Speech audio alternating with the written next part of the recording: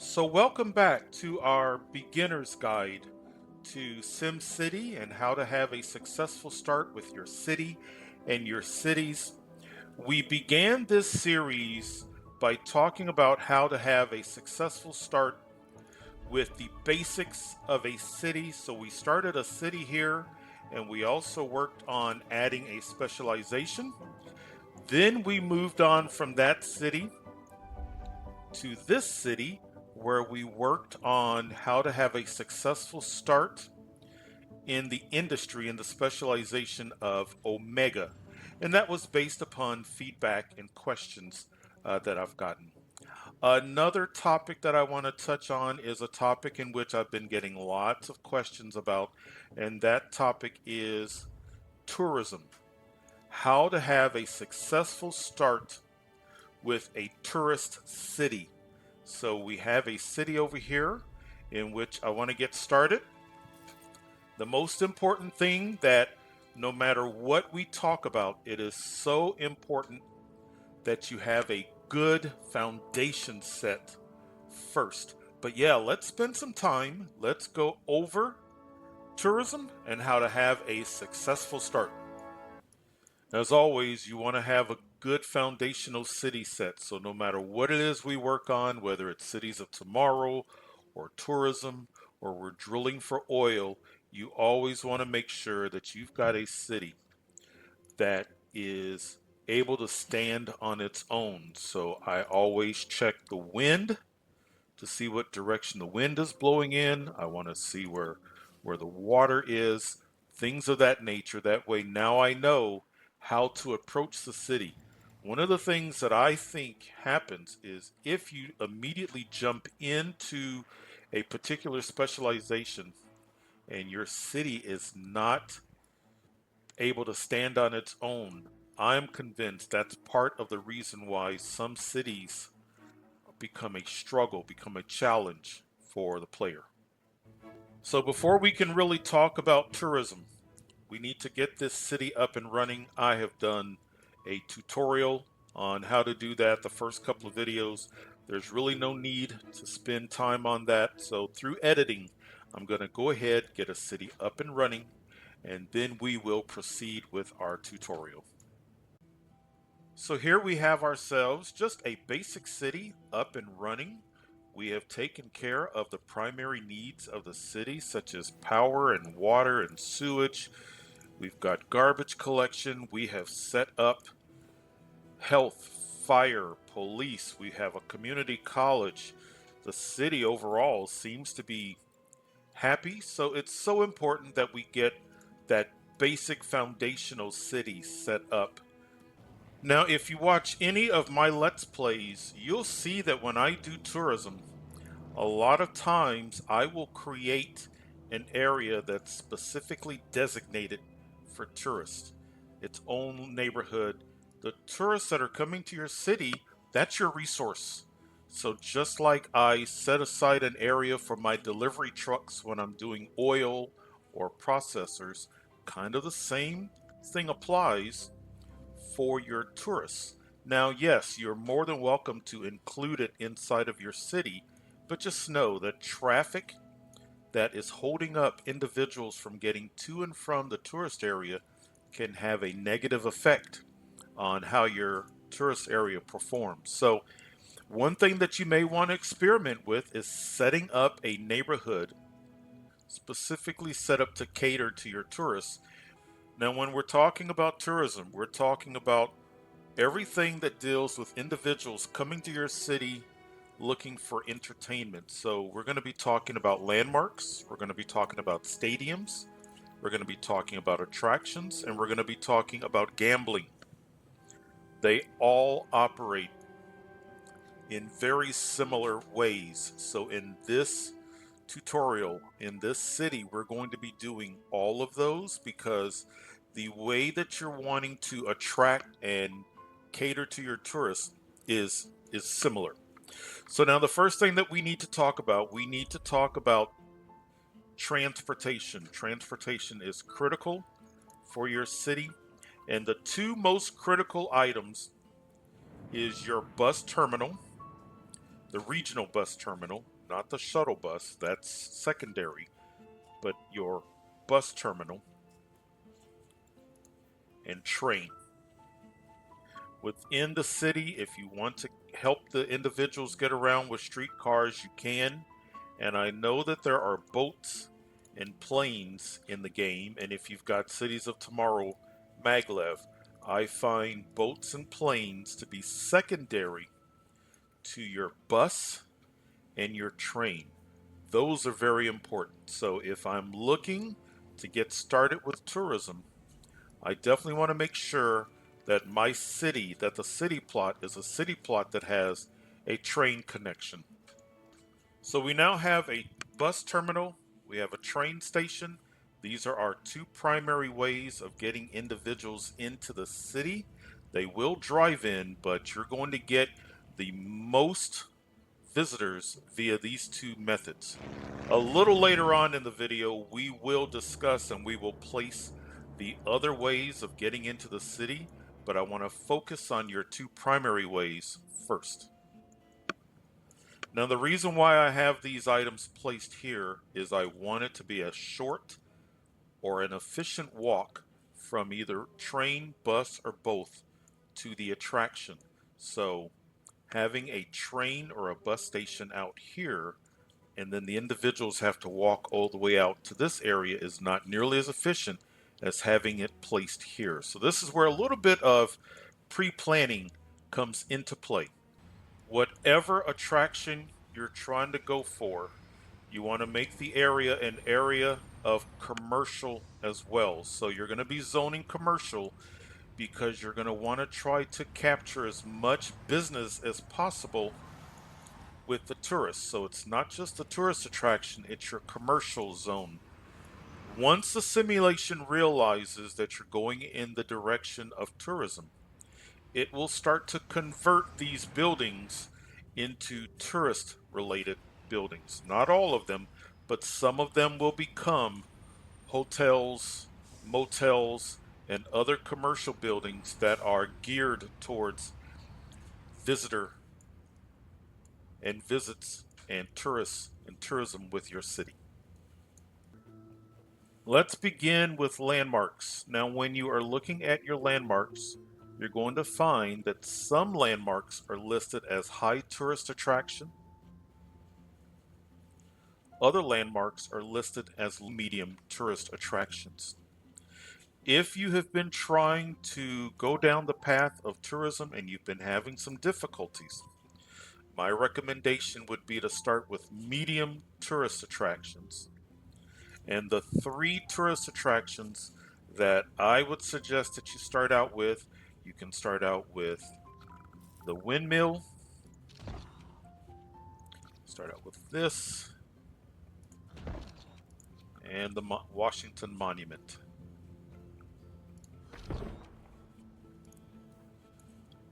These three are good entry level beginner attractions. You want to make it easy on your visitors. So when you place down an attraction, you want to place a bus stop in front of the attraction or is as close to in front of the attraction as possible. At some point, the simulation will notice that you're starting to place down tourist items and your buildings will start to change and the tourist items change the wealth level of the land value to medium.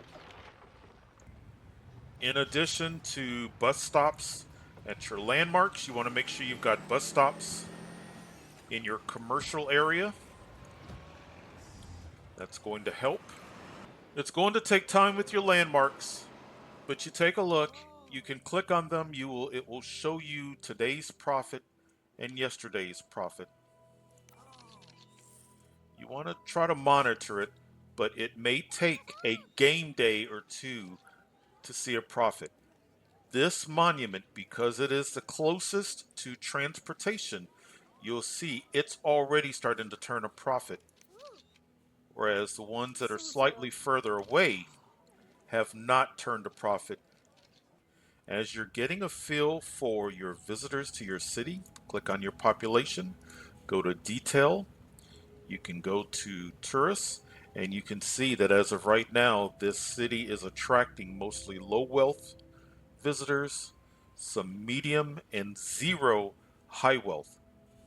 If you're wanting to get a good start with landmarks, or if you've not played with landmarks before, if you've had some struggles, as I've said, these three are a good starting point, and you don't have to place them directly in your tourist area. If you want to place them within the city, you can. Just make sure you've got a bus stop in front and make sure that your traffic will allow for that flow of cars, but they will be walking. Just make sure that their walk is not too terribly long. Our monuments are starting to make a profit. So if you look at what we're spending per hour on our monuments, but then you look at what we're earning, it's contributing to our city bringing in more of a profit. Let's talk about stadiums. You get two different types of stadiums. You get the Expo Center, you get the Pro Stadium. They operate in the same manner. The thing that you're going to find is the Pro Stadium is huge compared to the Expo Center. The Pro Stadium's footprint takes up quite a lot of space. I tend to use the Expo Center more than anything because you still get a good profit and you're not taking up nearly as much space.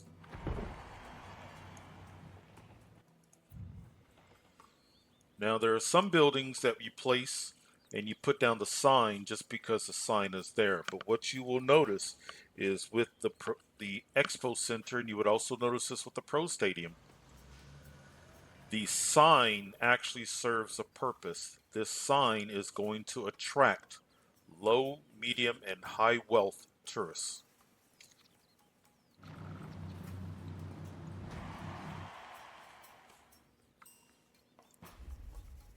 You also want to make sure that you've got a good water supply and good power. Just like when we were talking about mining for ore and coal that have a high water requirement, if you run out of water or power in the process of setting up for an event, the event will not take place. Once you have hired staff for your expo or your stadium, it will give you the opportunity to set an event. You click on it, and you have the option between three events, whether it's the Expo Center or the Pro Stadium. Really doesn't matter, it just depends on how much you're wanting to spend on the event. If you already have a pretty good amount of visitors to your city, you can set up the most expensive and the event that's going to bring in the most profit. But you're more than welcome to start out small with something like the motocross and then work your way up to the rock concert. But for this tutorial, we'll start out with the motocross. As you can see, you have to spend simoleons. So we would spend 15,000 simoleons in the hopes of selling out the event and making a profit of 66,000 simoleons. People are going to drive to this event, but you still want to make sure that you've got a bus stop in front of the entrance. Depending upon the time of day that you set it, it will go ahead and say that the event will take place the following day. And then you can click here and you can see, as of right now, 0 attendees, which is perfectly normal because the event's not taking place until tomorrow, game day. But over time, the hope is this will start to fill up and you will get an idea of what your earnings are going to be. On the day of the event will start at 8 p.m. You can see people are starting to arrive. You will get people that will come by car, but we've got a significant amount of people walking to the event. Leading up to the event, it will show you how many people are in attendance. As of right now, It's 1 p.m. game time, and we have just under 1,000 of 3,000 attendees. All of them are low wealth, which is not a big surprise considering that this is still a city that is catering primarily to low wealth tourists. As we get closer to the event, it will start to turn on marquee lights. We are approaching the halfway point as far as attendees, but the simulation has already started to generate hotels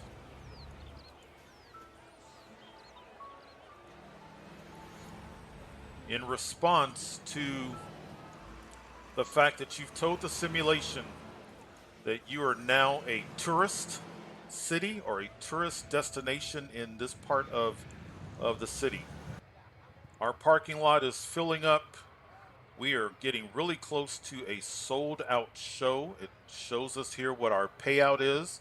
So as of right now, we're closing in on 59,000 simoleons. So we're not quite sold out, but we're getting closer. You'll also notice traffic is starting to build up around the expo center. So traffic, just like when we talk about for people trying to get to work, people trying to get to school, traffic is another factor when it comes to your tourism. It's 8 p.m. We almost sold out. Now we will still get a few more arrivals, so we could still get a sold out event. But considering this is the first event, I would consider that a success. The events begin at 8 p.m. and they will last until midnight. And one thing that you can do is at midnight, you can take a look and see where are people going after the event takes place. So you will see a flow of people come out of the expo center and you can follow them. Are they going to a hotel? Are they going straight to the bus or the train? Which will kind of help you get an idea. Now, in this situation, it's very clear cut that they're going to walk in that direction. But in other cities, there's no telling which direction that they can walk, and that will help you. So it's midnight. So it's midnight. There is your flow.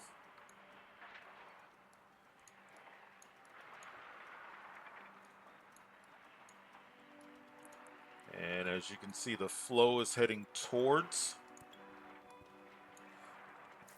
Now, you've got some businesses that are actually getting some traffic.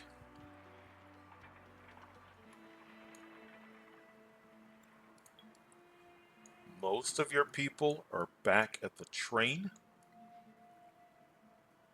and the bus. You've still got a good number of visitors at your landmarks. You can always click on visitors to get a feeling for what their mood is. You know, are they happy? This town is great. Heading to hotel, that's a great sign. Going to hotel, checking out the sites. So spend time in the data maps, getting a good feel for how they feel. Are they happy with your city? Do they say that they're staying? Do they say that the town is boring? There's nothing to do? Those are all important things that will help you as you're planning out what you need to offer in your city. So now the next thing that we can talk about are attractions. These are your theme parks. You've got different entrances. You're really picking the entrance based upon your personal preference. It does not make a difference. So you can place it now. An amusement park takes up a lot of space, just like with your stadium. You do want to place a sign. As you can see, this sign is going to attract low medium, and high wealth visitors.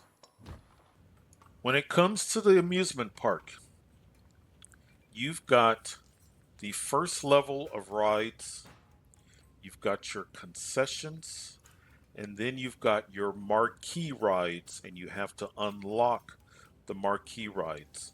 So, what it's all about is you want to make sure that when you are bringing people in, just like when people are leaving the expo center and they're heading back out of the city, you want to give them things to do. So, what you want to do is whenever you place either a first level or a second level ride, that they have things to do right at the entrance of that ride. So we want to put right at the entrance of this ride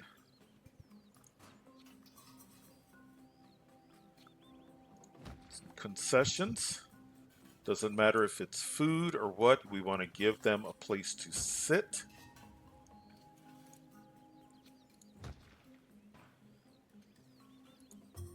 And as long as you have the opportunity to place things, feel free to do so. But at the entrance, as you bring in visitors, then you will get more and more upgrades. You have to meet financial, you have to meet profit goals in order to continue to unlock more upgrades to your amusement park. Just like with other things, it's really important that, yes, they're going to drive there, but this is another one of those places where you want a bus stop right at the entrance of your amusement park. Our amusement park is open. Out of a potential 420 visitors, we have 250. It shows the breakdown, mostly low wealth, a few medium wealth, which corresponds with what is already coming to the city.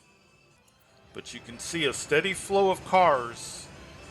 Just like with other things, it's a good idea to have some commercial so that as people are walking, they can also stop into your commercial locations. So in our specialization, we are spending 1,750 simoleons.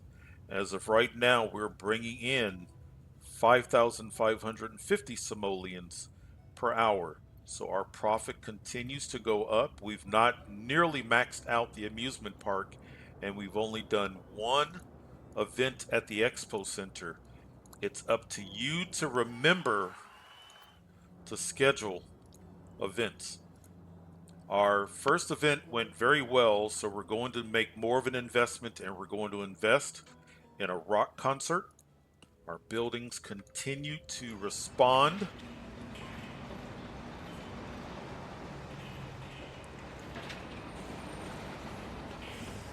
And we're getting many, many, many more motels, hotels in response to you putting down tourist attractions. When you hit the financial goal, you can upgrade the amusement park. This upgrade allows you to add more. So now with this upgrade, you will see that we have unlocked the marquee items. So the Ferris wheel, the roller coaster, and the go-kart speedway. We've just placed a marquee item, which is the roller coaster. Because it's a marquee item, it's going to it's going to be more attractive to visitors. Once again, at the entrance, you want to make sure that you're putting down things for people to purchase: food, snacks, toys, souvenirs. Give them a place to sit so that we can get more and more of a profit. So it's not just the attendees, but we want the attendees to, on the way in and out of a ride, to purchase. Let's look at some other ways into your city. If your city is on the water, you can also bring in visitors via boats. So you've got the ferry terminal. You can place that. Now, here's what's important about the ferry terminal. When you place it, what you want the cruise ship dock. So this is where you're going to have cruise ships come, and it's going to bring medium and high wealth tourists. So make sure that you place that in order to get the maximum out of your visitors coming by the water. Your medium wealth visitors are going to appreciate the opportunity to catch a bus. This may be a good opportunity to put down a park and ride. Now we've got the opportunity to bring in medium and high wealth visitors. I wish I could tell you that the airport was worth it. I find that airports take up a lot of space. Yes, an airport is a wonderful way to bring in high wealth tourists. If you have the opportunity, if you have gotten the airships DLC, it has a much smaller footprint, and I find that it brings in more people. But either way, if you want to go the route of the airport or if you want to go the route of the airships, but what you're going to find is you look at the airport is going to be bringing in not only passengers, but you can send out some freight if that's what you're wanting to do. But the tourists that are coming in via the airport are going to be high wealth. The tourists that come in with the airship are high wealth and medium wealth. So that may be the reason why I get more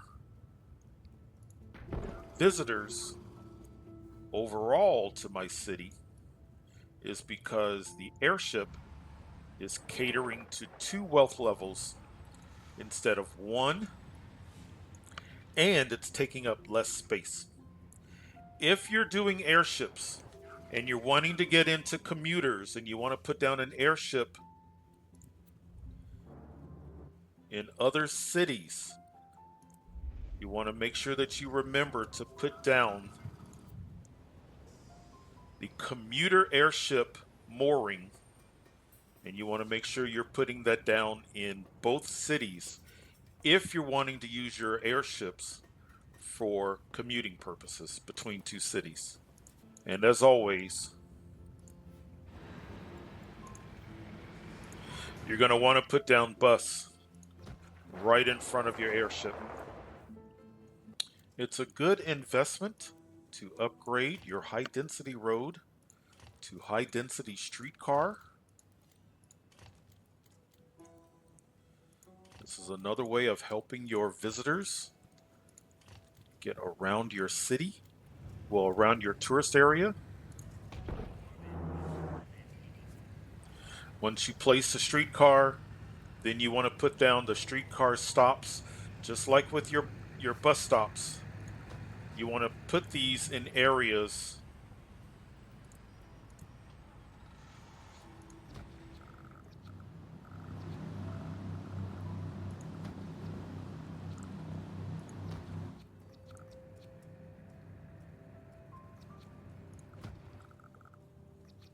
you want to put those right in front. Put them in places where people are going to either leave another form of transportation and get on a streetcar, or they're going to be able to get off of a streetcar right at a landmark, a hotel, the expo center, or as I said, another form of transportation. We are now offering transportation to all wealth levels.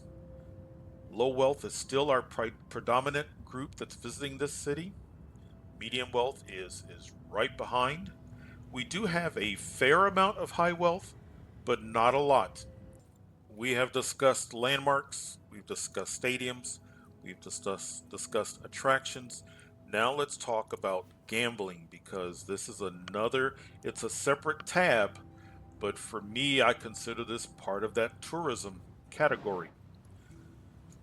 The only thing that you can place at first is the gambling house, and you have to have commercial in place in order to put down the gambling house. The gambling house only caters to low and medium wealth gamblers.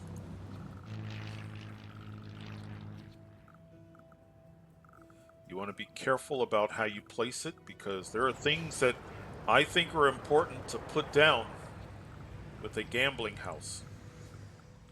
The first thing that you want to be careful about is a gambling house comes with a sign, so make sure you leave yourself enough space for the sign, but the sign is important. This sign is going to attract 360 low wealth tourists and 360 medium wealth tourists. In addition, you're limited to 4 items, but you can put down hotel rooms, cheap rooms. The cheap rooms are for low wealth. You can put down nice rooms for medium wealth, and you can also put down some entertainment. Remember, we're trying to capture and keep people as long as possible. So, of the 4 things that you're going to put down, my recommendation is you're going to want to put down rooms to cater to both wealth levels, and then you're going to want to put down whatever it is that you want, whether it's nickel slots or you want to put down blackjack, whatever. But I would put down a building for low wealth, and I would also put down a building for medium wealth. That way, this gambling house caters to both wealth levels. And of course,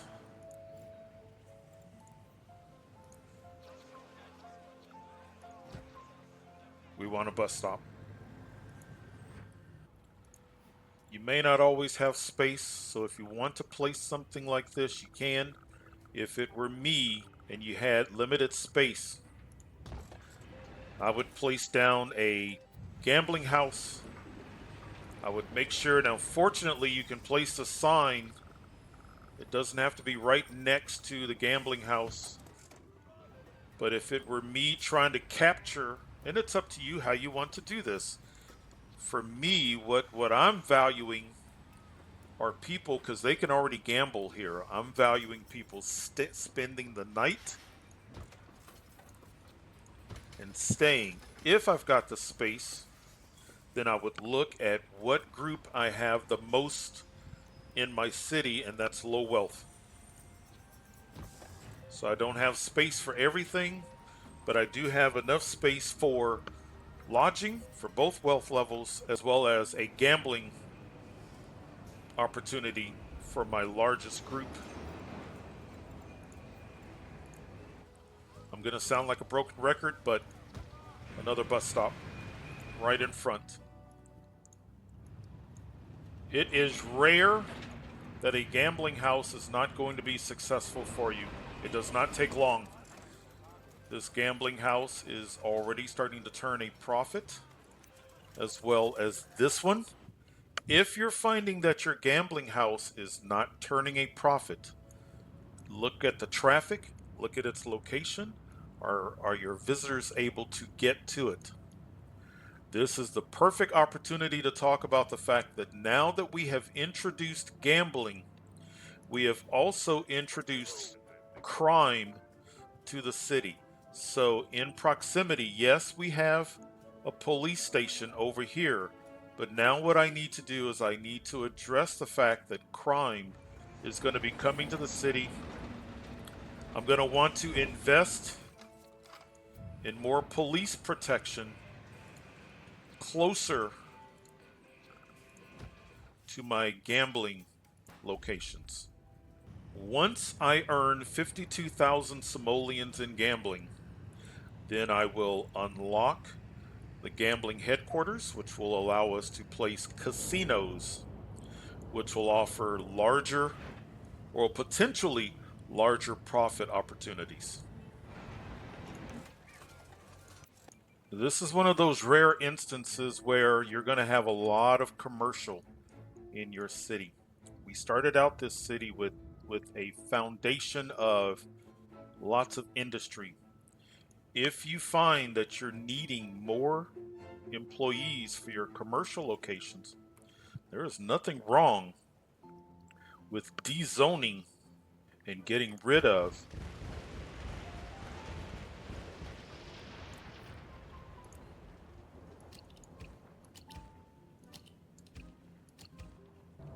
you also want to make sure that you're remembering to set up, because an expo center that's just sitting empty is not making you a profit. You always want to look for opportunities.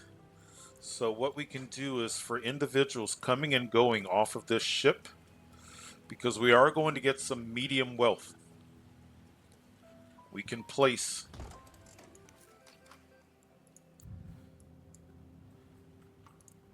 and it's going to help us to hit that milestone to get the headquarters. Our gambling houses have been successful enough to allow us to place a gambling headquarters.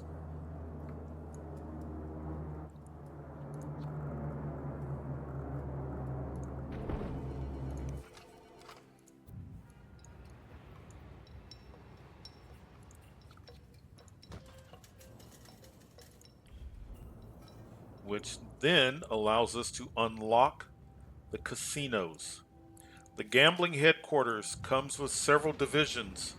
These divisions are locked because now you have to make an income via your casinos. So let's talk about the casinos. Now, some of these casinos, if I'm not mistaken, are part of a DLC, but let's discuss each one, kind of the pros and cons of your casinos. Really, what you want to do is you want to take a look at your information. What is the wealth level of the people coming to your city? Based upon that, you can look at your casino. So, for example, the Sci Fi Casino, 150 low wealth gambler capacity, 250 medium wealth capacity. Looking at the information of who's coming to our city, this is something that could be placed easily, and the chances of it not being successful are low. The Sleek Casino, 150 low wealth, 200 medium wealth, 100 high wealth. Well, we do have some high wealth visitors, 316.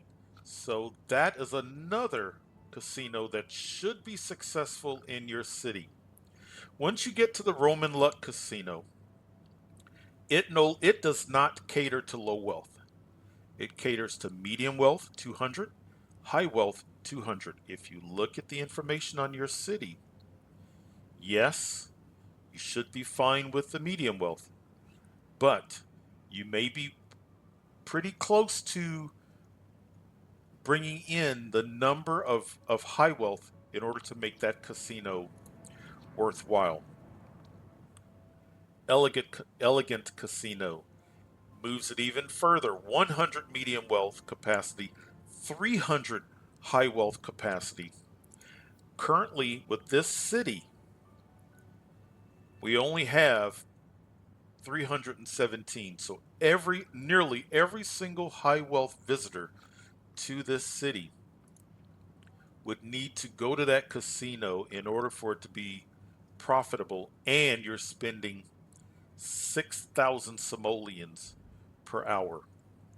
I tend to spend a lot of my time and efforts on the sleek casino or the science fiction casino. You can do both if you want, but that's what's really important is you look at the information, who's coming in currently. Yes, you can think about future plans, but you want to take a look at who is currently coming to your city and what can you offer them. Now, had I thought this through, the thing that I really want to do is I really want to capture, just like the other things, I want people to spend the night. I do want a sign, and let's make sure we didn't mess up. I think I see a spot for a sign. Good. So now, had I thought this through a little bit better, I would have given myself more space here.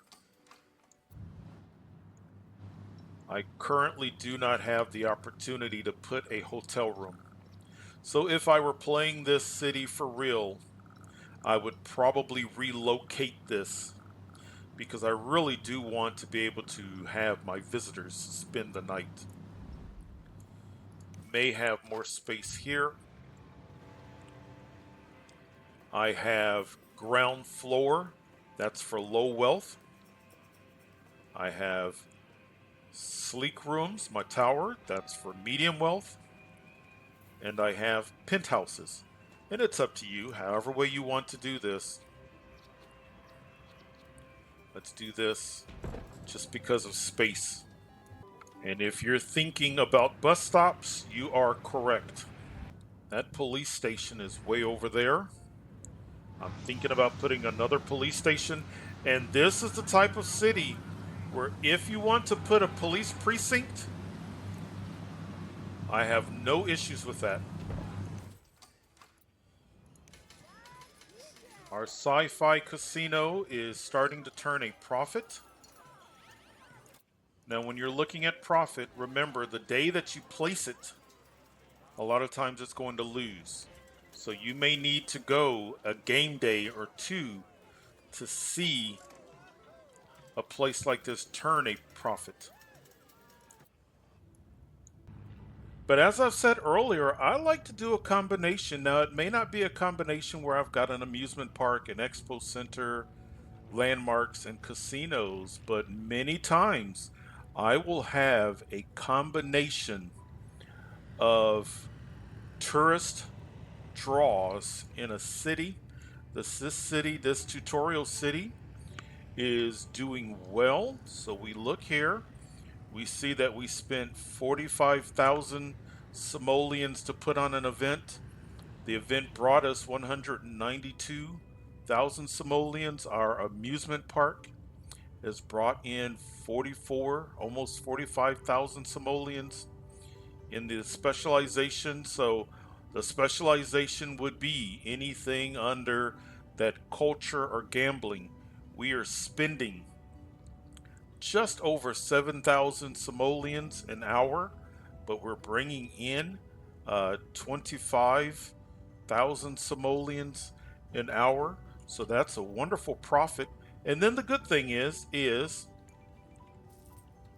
the backdrop is a city that's doing well because we set up the city prior to the specialization. We wanted to make sure we had a good foundation in place.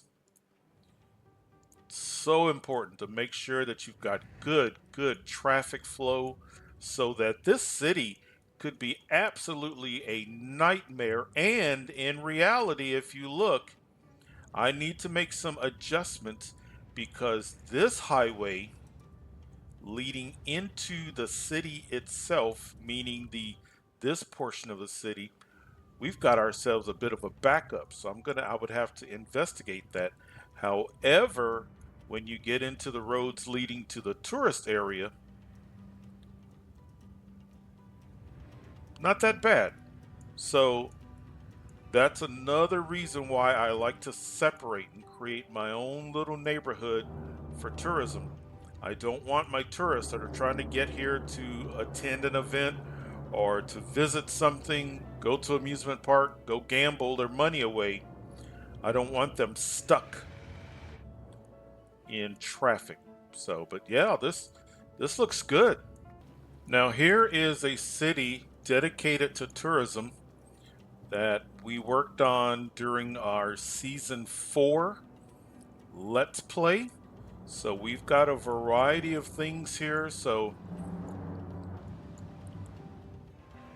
2 ferry ports here.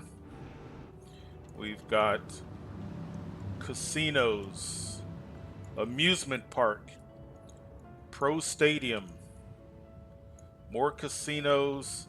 We've got landmarks. I made sure that we've got our police precinct right in the middle. Landmark at the end. We've got streetcar service to get into the city. Yes, there are roads, highways that lead into the city itself, but I have 2 dedicated roads that head towards the entertainment portion, the tourist portion of the city. I went ahead, I went with airport here.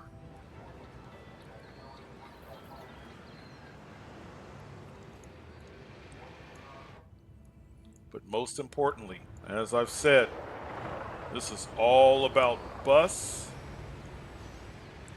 and train. And whether you take the bus or the train, it's just a short walk.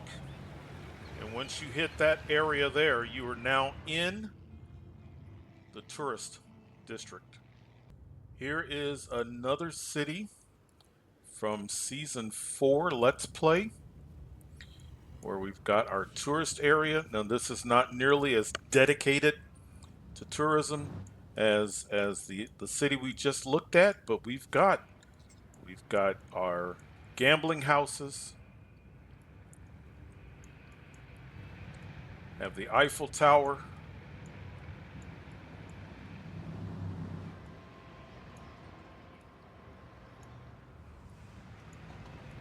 we've got some roadside attractions, and again, right in the middle of the action, I've got my bus station so that people can get off the bus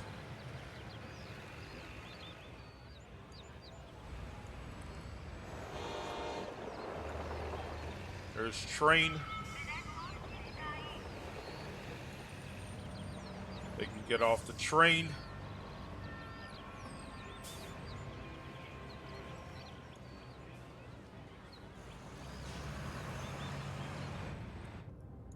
And they are there. We have a tourist item over here, but I made sure to put a bus stop there. But the majority of the tourist items, the attractions, are all grouped somewhat together, relatively short walking distance from both bus. Here we have a city from season 5. A lot of the same principles. You can come into the city and you can take a highway that takes you to the residential portion of the city, or you can take a dedicated highway that takes you into the tourist portion of the city. Here we've got landmarks. I was able to fit in 4 different casinos, an expo center, gambling houses, that very important police presence right on the main drag here. I've got airships, no water access, but of course, I want to make sure I've got train, I've got a local shuttle bus just for the residents within the city to get around. And then we have, right on the main strip, bus.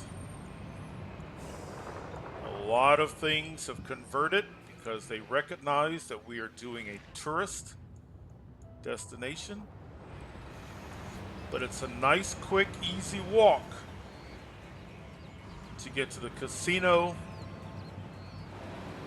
the expo center,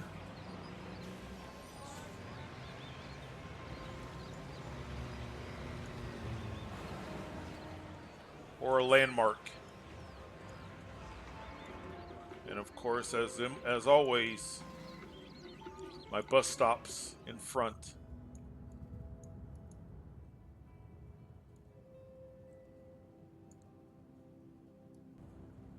So never forget to consult the data when you are keeping an eye on your tourism in your city. So you can click on your population, scroll down to tourists, which we've done a couple of times in this tutorial, and get an idea of not only how many tourists are coming to the city, but the wealth level. That's going to help you to cater to the type of people that are coming to your city. Also, in your data map, population is going to be very helpful.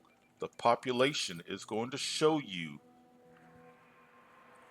workers, shoppers. So at a glance, I know that right now this is where most of the shoppers are, and I can do that at a glance. That's where most of the shoppers are. I can see where the workers are. I can get a really good feel that as of right now, we've got a lot of visitors at the amusement park. In addition to the population, the tourism is another great tab. Now, the tourism is going to show you color coded wealth levels. So it's going to take the population tab and it's going to take it one step further.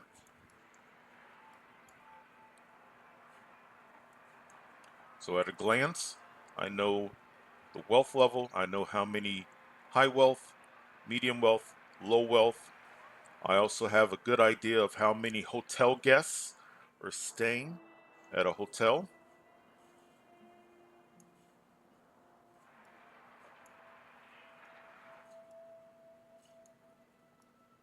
I can see traffic flow into the city.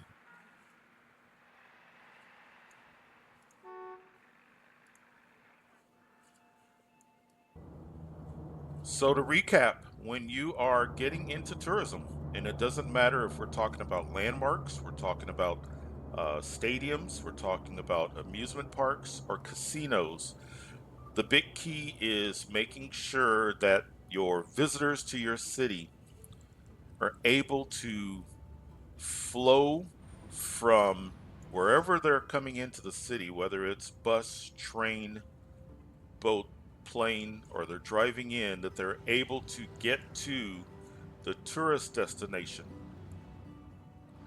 relatively easily. So you could have tourism in the middle of your city, but you just want to make sure that the flow is uninterrupted and they're able to get to their location, because that's really what it's about. If you think about how we want to make our residents happy, they want to be able to flow from their home to work, to school, shop, and make it back home. And that contributes to their happiness.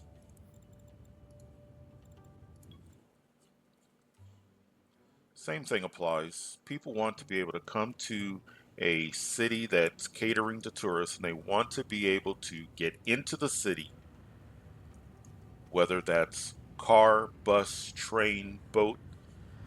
They want to be able to get to the tourist destination, the attraction. They want to have fun and they want to be able to get back out. And that is all going to contribute to them being happy, wanting to stay in your city, and for your attractions to make money, because that's the key is you want your attractions to be successful and to make a profit. We're only doing tourism in this city, and you can make a healthy profit. We're nowhere near maxed out on the casinos, the gambling houses. We have not maxed out the amusement park. So there is a nice profit to be made with tourism. But the key is just making sure that you've thought it through, you've done some planning, and you've made it easy for the visitors to get to the tourist attraction. So just wanted to spend some time talking about tourism. I really do hope this has been helpful as I have done with my other beginner's guides.